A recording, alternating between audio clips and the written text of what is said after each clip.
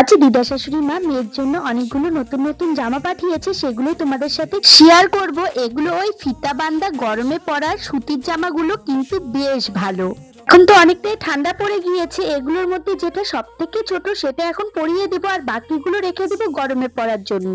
প্রত্যেকটা জামা এতটা সুন্দর আর এতটা সুতির, সময় পরতে খুব মজা পাবে।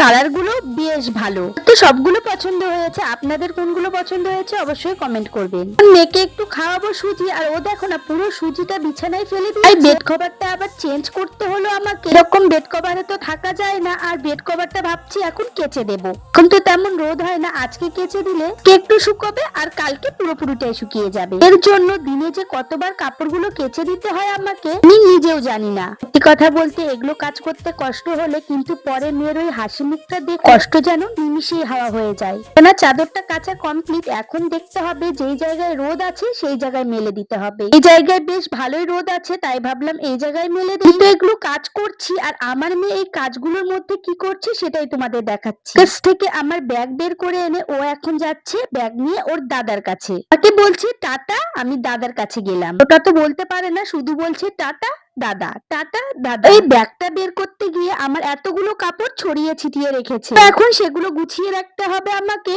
তারপর মেয়েকে কিছুটা ফল কেটে দিলাম, ও কিছুটা খাবে, আমরাও তার মধ্যে কিছুটা খাবো। কিন্তু এগুলো সব ফলের থেকে কমলা লেবুটা বেশ ভালো খায়। তাহলে আসলাম, ভিডিওটা কেমন লাগলো জানিও।